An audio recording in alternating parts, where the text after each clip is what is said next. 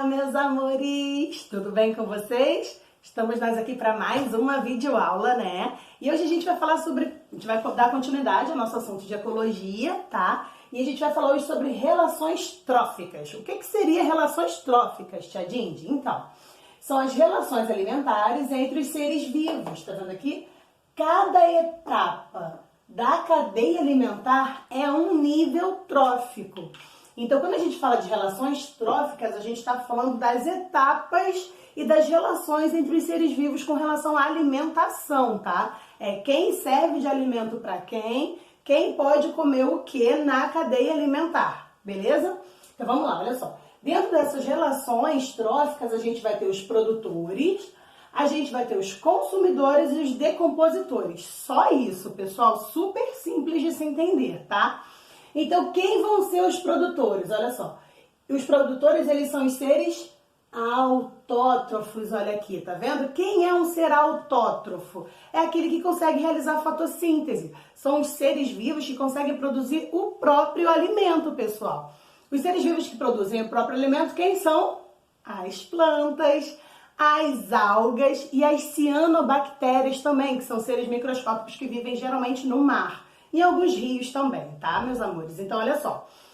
Os produtores, eles vão ocupar o primeiro nível trófico. Já que eu tô falando sobre as relações tróficas, sobre os níveis de alimentação, aquele que produz o próprio alimento, ele vai estar sempre aonde? No primeiro lugar. Ele vai ser sempre o primeiro nível trófico. Tudo que vier depois vai ocupar segundo nível trófico, terceiro nível trófico. Trófico, eu tô falando de alimentação, tá legal? Então, olha só. Os produtores, eles vão ser a base da cadeia alimentar, já que eles são autótrofos e produzem o próprio alimento, né, através da fotossíntese. Produz o próprio alimento no sentido de produzir a própria glicose, tá bem, meus amores? Os seres fotossintetizantes, eles conseguem produzir glicose que vai servir de energia para eles depois. Eles não precisam ir atrás de alimento. Luz solar... matéria inorgânica, na verdade, eles produzem matéria orgânica, né? Então, luz solar, gás carbônico e água, eles conseguem transformar isso em matéria orgânica. E essa matéria orgânica que vai entrar na cadeia alimentar através dos consumidores, através da gente, tá? Então, olha só, eles são fonte básica de alimento. Então, tudo começa a partir dos produtores. Na real da história, pessoal, tudo começa a partir do sol, né? O sol vai lá, emite aquela luz maravilhosa dele, aquela energia maravilhosa dele. Esses seres fotossintetizantes conseguem captar essa energia solar e transformar, junto com algumas matérias inorgânicas, em matéria orgânica para entrar na cadeia alimentar e os consumidores conseguirem consumir isso. Então, olha só, os representantes, já falei para vocês, são as algas, as plantas e as cianobactérias também. Eu não coloquei aqui na descrição. Cianobactéria também, cianobactéria também, mas tá aqui na imagem para vocês verem, olha lá. Então, continuando aqui, a gente vai ter também consumidores. Os consumidores, eles vão ser heterótrofos, ou seja, eles não conseguem produzir o próprio alimento. Sendo heterótrofo, eu vou começar nos consumidores, eles vão ser o quê? Segundo nível trófico, tá beleza? Então, olha só. O primeiro nível trófico é só produtor. A partir de consumidor, eu vou ter segundo, terceiro, quarto nível trófico e assim por diante, tá beleza? Então, olha só, eles são heterótrofos, ou seja, precisam caçar o seu alimento, precisam ir atrás do seu alimento, eles não conseguem produzir o próprio alimento, tá? Podem ser classificados como os consumidores primários, consumidores secundários e consumidores terciários, ou consumidores quaternários e assim vai.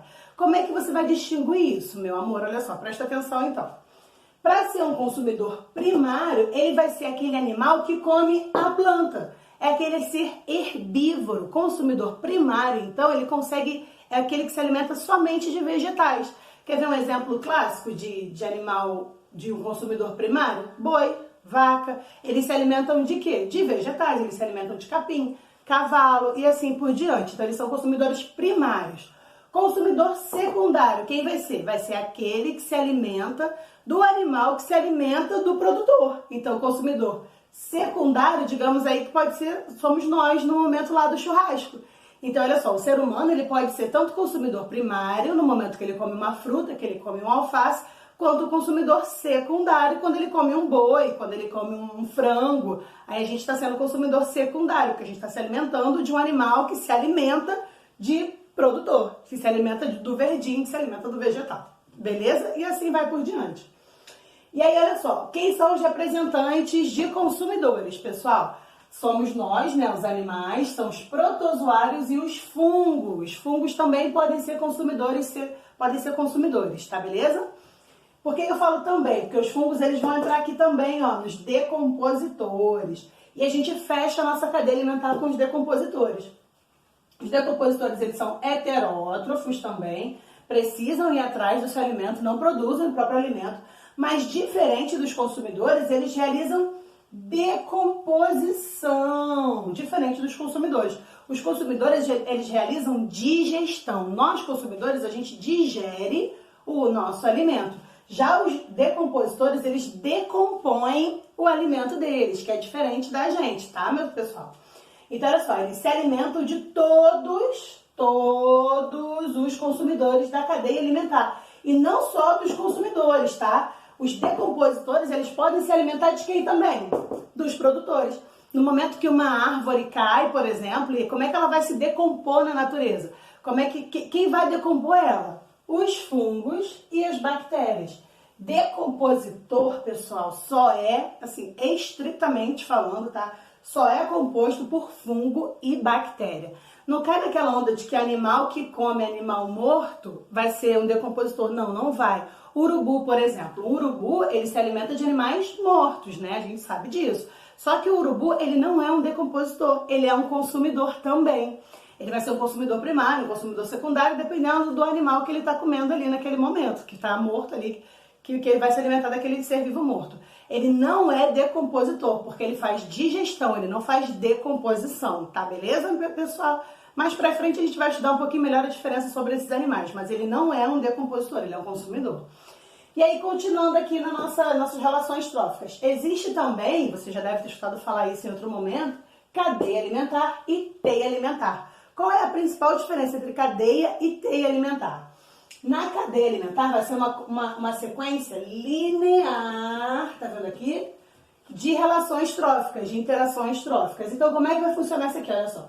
O produtor, ele serve de alimento, olha aqui, para o consumidor primário, que vai servir de alimento, olha só, para o consumidor secundário. A setinha, pessoal, isso é importantíssimo, porque muita gente erra isso nas questões de prova, tá? A setinha, ela vai apontar sempre para quem come. Então, olha só, o produtor, ninguém vai ter nenhuma seta apontando para ele, porque ele não come nada, só o sol, que ele se alimenta da luz solar, da água e do gás carbônico, né? Então, ele vai servir de alimento para quem? Para o consumidor primário. Então, tem uma setinha aqui que vai apontar para o consumidor primário. Esse consumidor primário aqui, ele vai servir de alimento para quem? Para o consumidor secundário. E aí tem aqui uma setinha apontando para esse consumidor secundário. E os decompositores, tadinhos, o que eles estão fazendo ali? Ah, isso é importantíssimo, olha só. O decompositor, ele pode se alimentar de todos eles. Então, olha aqui, produtor serve de alimento para decompositor? Serve. Consumidor primário serve de alimento para decompositor?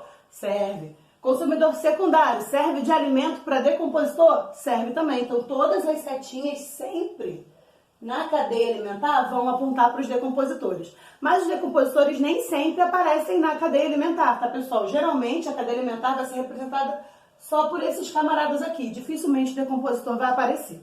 E aí numa teia alimentar, aqui eu tenho uma cadeia, ela é linear, como eu mostrei para vocês, e aqui eu tenho uma teia alimentar. Como é que vai funcionar essa teia alimentar? São várias cadeias alimentares que interligam, que se interligam. Como que vai funcionar isso? Olha só, deixei aqui para fazer junto com vocês. Olha só, o produtor, ele serve de alimento para o consumidor primário, que serve de alimento para o consumidor secundário, que serve de alimento para o consumidor terciário, que vai servir de alimento para o decompositor, aqui também vai servir de alimento para o decompositor, aqui também para o decompositor, e aqui também para o decompositor. Mas digamos que esse consumidor secundário aqui sejamos nós, seres humanos. A gente não come alface, a gente não come uma maçã, a gente não come uma cenoura. Então, Então aqui, ó, esse produtor, ele vai servir de alimento pra gente também. Concorda comigo? Digamos que esse consumidor terciário aqui seja uma cobra. E aqui esse consumidor primário aqui é um frango, por exemplo. Esse consumidor terciário, ele pode comer um frango? Claro que pode. Então ele também vai servir de alimento para esse consumidor terciário aqui. Então vocês conseguiram entender? Quando a gente fala de teia alimentar, a teia alimentar vai ter várias relações, várias cadeias alimentares se interligando. Geralmente na natureza, pessoal, é assim que acontece. Dificilmente a gente vai ver isso aqui. Isso aqui vocês vão ver mais em prova. De maneira natural, vocês vão ver muito isso aqui. Várias cadeias alimentares se interligando. Então a gente vai terminar aqui, tá, pessoal? Essa nossa videoaula. Espero que vocês tenham entendido e que vocês tenham gostado. Na próxima videoaula a gente continua com essas relações ecológicas e a gente vai falar um pouquinho mais sobre outras relações. Beijo grande pra vocês. Espero que vocês tenham gostado mesmo. Tchau, tchau.